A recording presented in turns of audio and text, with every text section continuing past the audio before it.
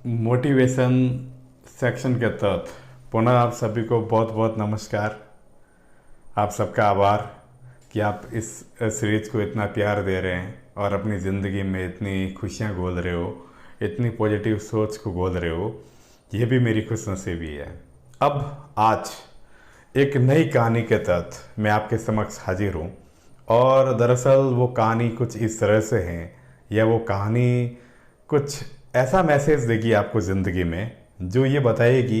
कई बार लगता है ना कि सर हमें तो कुछ दिख ही नहीं रहा जीवन में, हम कैसे स्टेप आगे बढ़ाएं, कैसे आगे बढ़ें, हमारा कोई ज्ञान देने वाला नहीं है, हमें रास्ते दिखाने वाला नहीं है कोई, और हम बड़ी मंजिल पाना चाहते हैं। तो ये भी ध्यान रखना, अक्सर जिनके घर छोटे होते हैं उनके ख्वाब बड़े होते हैं, उनके सपने बड़े होते हैं, उनको रात को नींद कम आती है और जगना ज़्यादा होता है। तो आप लोग भी अगर घर छोटे हैं, कोई फिक्र ना कीजिए, अपना हौसला बढ़ा रखिए। समस्याएं बहुत ज़्यादा आ रही हैं तो कोई टेंशन लेने की ज़रूरत नहीं है। दरअसल समस्या को ये मत बताओ कि तुम कितनी बड़ी हो, दरअसल उसे ये बताओ कि तुम मेरे हौसले से कितनी छोटी हो। तुम्हारी जैसी हज़ारों समस्याओं को मैं ऐसे ही हरा दूंगा। तो दरअसल जीवन में कोई भी रास्ता हो, कोई भी मंजिल पानी हो, तो किस तरह से आगे बढ़ना चाहिए, इस मोटिव पे एक मेरी कहानी है, वो आप सुनना। मतलब कहानी कुछ इस तरह से है कि गुरुकुल में आखिरी दिन होता है और दो लोगों की, मतलब दो शिष्यों की पढ़ाई पूर्ण हो चुकी होती है। वो गुरु के पास आते हैं कि अब हमें घर जाने की अनुमति प्रदान कीजिए। तो गुरु वही पुरानी परंपरा के अनुसार कि भाई तुम्हारी कल शाम को परीक्षा होगी और उस परीक्षा में जो पास होगा वो घर जाएगा और जो उस परीक्षा में फेल होगा वो यहीं रुकेगा। बोला बिल्कुल, हमने आपके सानिध्य में रहकर खूब सारी शिक्षा ग्रहण की है और हमें पूरा यकीन है कि मैं यानी हम आपकी परीक्षा में उत्तीर्ण होंगे और कल को राजी खुशी हम घर निकल जाएंगे। कि बोले कोई बात नहीं, कल शाम को ऐसा करना, रात्रि के समय तुम 8 बजे या 9 बजे जब घनघोर अंधेरा हो जाए तब मेरे पास आना और मैं तुम्हारी एक परीक्षा ले लूँगा छोटी सी, पास हो जाओगे तो घर पधार जाना। कि बिल्कुल। तो रात भर उन्होंने कैसे भी बेचैनी में निकाली, सुबह फिर बेचैनी में निकली दिन भर। शाम को जैसे ही 8 बजी दोनों शिष्य उन गुरु के पास पहुँचे, प्रणाम किया और बोला कि गुरु हम उस परीक्षा को देने के लिए आतुर हैं, तैयार हैं, अब आप हमारी परीक्षा लीजिए। तो गुरु ने उन दोनों शिष्यों को, या दोनों शिष्यों को सॉरी, कहा कि तुम है ना यहाँ से 10 किलोमीटर दूर जाना है आप लोगों को इस घनघोर अंधेरे में, और मैं आप लोगों को ये दीपक देता हूँ।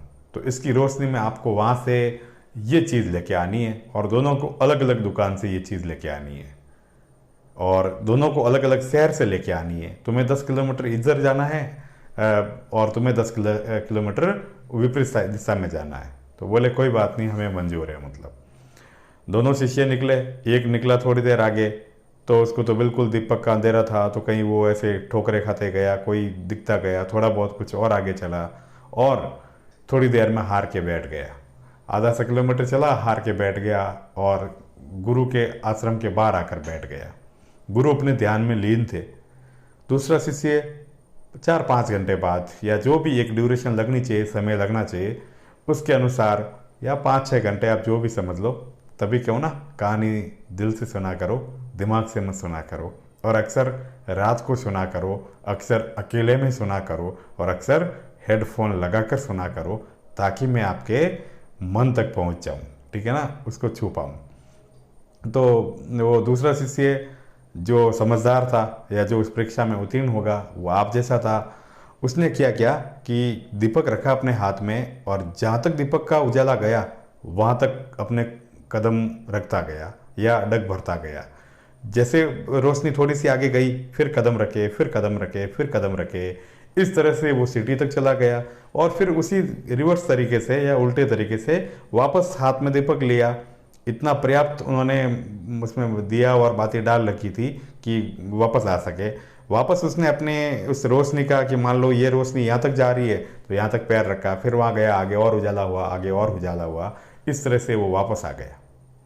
गुरु के सामने जब वो दोनों हाजिर हुए नियत समय पर कि अगले दिन सुबह तुम वापस आना मेरे सामने, 8 बजे और मैं तुम्हारी परीक्षा का परिणाम देखूंगा और घोषणा करूंगा कि कौन घर जाएगा और कौन यहीं रुकेगा।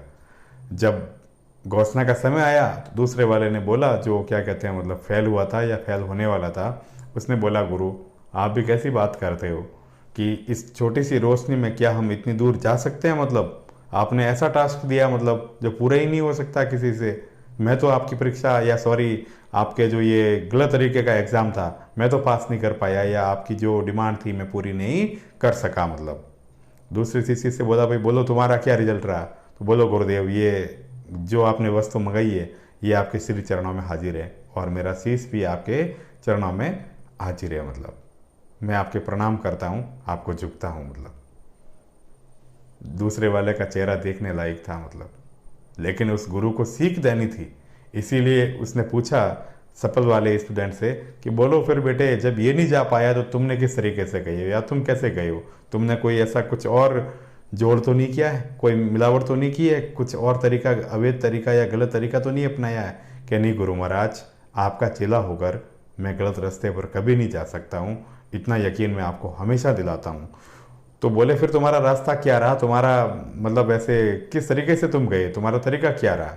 बोले कि जो आपने दीपक दिया था ना, उस दीपक की जहाँ तक रोशनी गई वहाँ तक मैं कदम रखता रहा, फिर वो जब मैं वहाँ तक पहुँचा तो उससे रोशनी और आगे गई और आगे गई। इस तरीके से मैं शहर तक गया और वापस भी इसी तरीके से कदम रखते रखते वापस आ गया। गुरु महाराज खुश हुए और बोले कि बेटे तुम वास्तव में घर जाने के लायक हो या वास्तव में मेरे शिष्य बनने के लायक हो। तुम जीवन की किसी परीक्षा में नहीं हारोगे, क्योंकि जो छोटी छोटी रोशनियों में बड़े बड़े डग भरना सीख लेता है, बड़े बड़े कदम उठाना सीख लेता है, जो अंधेरों में अपने रास्ते बनाना सीख लेता है, उजाले तो उसको कभी रोक ही नहीं पाएंगे। तो तुम परीक्षा में पास हो, तुम घर जाओ और तुम जो दूसरे वाले गुरु अपने बैठे थे बोले तुम अपने वापस आश्रम में बैठ जाओ, तुम्हें अभी शिक्षा लेनी है। तो ध्यान रखना, जीवन में जब आपको लगे कि सर हमारे पास करने के लिए, बताने के लिए कोई भी बड़ा सहारा नहीं है, बड़ा सहयोग नहीं है, बड़ा सपोर्ट नहीं है, तब ध्यान रखना कि जो है ना वहाँ तक कदम बढ़ो, एक दिन आपको मंजिल मिल जाएगी, एक दिन आप मंजिल तक पहुँच जाओगे और छोटे छोटे कदमों से आपकी मंजिल पूरी हो जाएगी। आप किसी भी प्रतियोगी परीक्षा की तैयारी कर रहे हो या जीवन के किसी भी मोड़ पे कोई भी व्यवसाय कर रहे हो, तो एकदम लखपति अरबपति या RS IAS कलेक्टर या सुपीरियर नौकरी बनने की कोशिश ना करो। धीरे धीरे प्रयास करो, धीरे धीरे मना सब कुछ होई, बूंद बूंद से घड़ा भरता है। तो वैसे कि वैसे आपको भी धीरे धीरे अपने कदम पे जो आपने ठान लिया है उस पर चलते रहिए, आपको मंजिल मिल ही जाएगी। एक कहीं अच्छी सी लाइन है ना, मतलब कि मतलब वो मंजिल मिल ही जाएगी, भटकते ही सही, गुमराह तो वो हैं जो घर से निकले ही नहीं। तो एक बार घर से बाहर कदम रखिए, ये सारा आसमान आपके स्वागत के लिए, आपकी सफलता के लिए आतुर है। और मेरी यानी भरत सर की आप सब लोगों के लिए, भले मुझे सर मानो या ना मानो, भले मुझे अपना गुरु मानो या ना मानो, भले मुझे अपना भाई या सखा या अनुज या अग्रज या स्टाफ मानो ना मानो, एक मानो होने के नाते मेरी सब आप अच्छे लोगों के लिए हमेशा शुभकामनाएं हैं। पहले भी कहा फिर कह रहा हूँ, मैं ईश्वर होता तो आप किसी को बेरोजगार नहीं रखता, आपके सबके घरों में खुशियाँ चाहे वो मेरे हिस्से की होती पर आप में बांट देता। तो ऐसे ही राजहंसों को, ऐसे ही हीरों को, ऐसे ही नगीनों को और ऐसे ही प्रिय विद्यार्थियों को सभी परीक्षाओं के लिए और यहाँ तक कि जीवन के सभी संघर्षों के लिए प्रकाश रूपी शुभकामनाएं। आप जहाँ भी रहोगे उजाला ही करोगे। शुभकामनाएं सुनने के लिए बहुत बहुत आभार। दोस्तों के बीच शेयर कीजिए, साझा कीजिए और मेरे चैनल को अधिक से अधिक लाइक एंड सब्सक्राइब कीजिए, ताकि हम इस नेगेटिव भरी दुनिया में कुछ चीज़ें सकारात्मक कर सकें। दरअसल दान या पुण्य सिर्फ यही नहीं होता है कि आप कहीं पे मंदिरों पे या मस्जिदों पे या किसी गुरुद्वारे में लाखों रुपये चढ़ाते हो या किसी को खाना खिलाते हो। अगर आप किसी की ज़िंदगी में कुछ पॉजिटिव सोच भी देते हो, अगर उसको जीने का हौसला भी देते हो, तब भी आप पुण्य कमा रहे होते हो। तो कोशिश करना कि हम सब लोग मिलकर इस दुनिया को पॉजिटिव एनर्जी से भर दें। तो आपको पुनः शुभकामनाएं, पुनः नमस्कार और आपका हार्दिक अभिनंदन। Thank you.